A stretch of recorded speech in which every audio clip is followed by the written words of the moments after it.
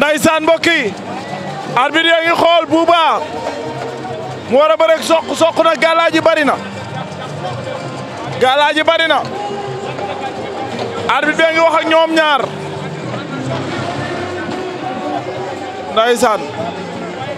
ñoom ñaar Sokh a ngi noonu di dem ca 16 ba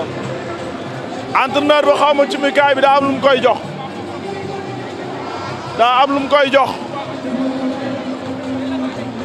daa am lu mu koy jox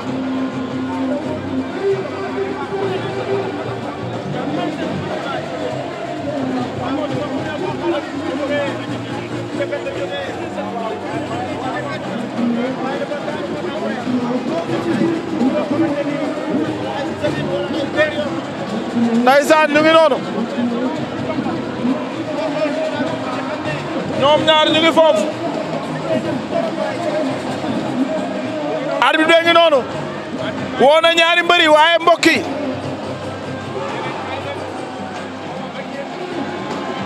ndaysaan ñu ngi noonu ci géew bi ñoom ñaar ndaysaan ñu ngi noonu toj na nen Bouba toj na nen Sokh jox na ko nen bi Bouba jëlaat na ko tojaat na ko laay laa Sokh nag am na confiance bu muy dégager mais defal ndànk ndaanaan la arbitre bi ngi wax ak ñoom ñaar li règlement bi nangu ak li règlement bi bañ dox ci diggante Sokh ak Bouba arbitre bi ngi wax ak ñoom ñaar arbitre bi ngi wax ak ñoom ñaar laaj na Bouba laaj na Sokh mbokk yi arbitre bi sifflé na ndaysaan mbokk yi ñu ngi ci dimanche 9 juin 2024 arène nationale Sokh moom nga jàkkaarlool Bouba moo la woon ginnaaw Sokh daa bëgg a gaawal combat bi Bouba bañ na il est 20h10 ñu ngi ci ñoom ñaar Sokh taxawaat na ci diggi géew bi di defaraat ngembali arbitre bi àtte na Bouba stratégie lay bëree parce que daa bëgg a wan ni Sokh dama laa ragal fekk sori na ak loolu arbitre bi sifflé waat na Bouba ngay léewtoo ma ngay arrière Sokh daa bëgg a gaawal combat bi Sokh arrière na daa bëgg Bouba ñëw Bouba nga koy déglu Sokh bu ndaw Bouba Sokh bu ndaw Bouba tagg nañ léewtoo bi ñëwaat Sokh reculé waat na Bouba ñëw ñu ngi lewaatoo gisuma mag ji Sokh waaye lekkul naanut gisuma beneen mag ji jatli waaye lekkut naanut wala teer la ku ñëw ci pind ba nga yem Sokh nga koy xob loolu la gars yi tuddee xob mu ngi xob Bouba ñoom ñaar fu ñuy mujj Sokh ak Bouba Sokh ak Bouba Sokh ak Bouba ñu ngi lewaatoo ñoom ñaar ñoo ngay lewaatoo dara xewagut loxo yi laalanteegul Sokh arrière na entraîneur Sokh bi mu ngi naan Sokh ndànk mu ngi naan ko dalal ndax Bouba daa jël combat bi bàyyi koog Sokh avertissement Bouba avertissement Sokh arbitre bi sifflé waat na Sokh a ngi dox ci koom wàcc ci tànk yi Bouba nga koy déglu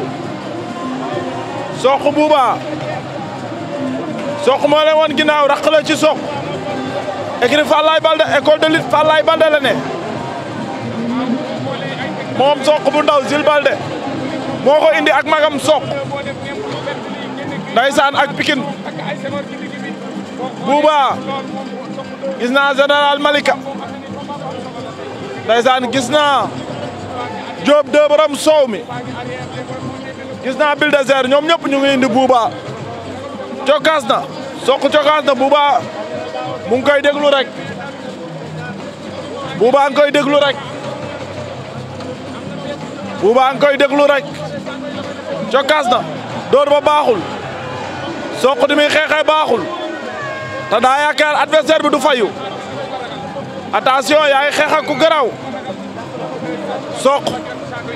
respectel adversaire bi ndax Bouba ndaanaan la xeex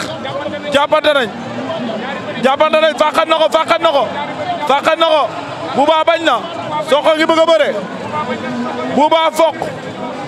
ndeysaan ñoom ñaar ñu ngi ci combat bi Sokh Bouba loxo càmmoñ bi jàpp na loxo ndeyjoor bi lay seet sa bu baax loxo ndeyjoor bi jàpp na mais Sokh jàpp na caxabal bañ na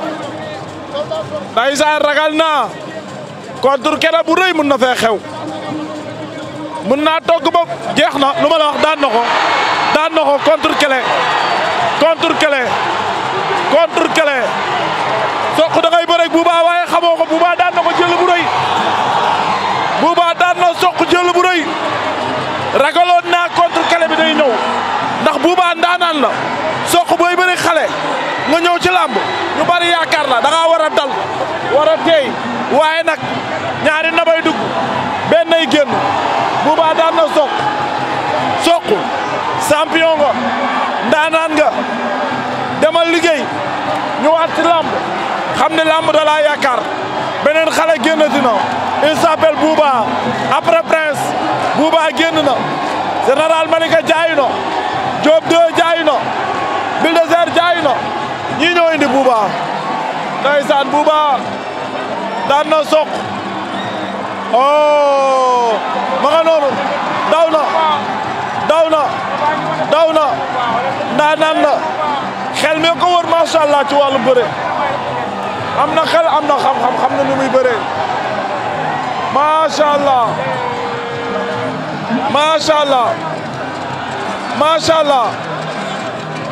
macha allah Bouba bëre na bëre bu rëy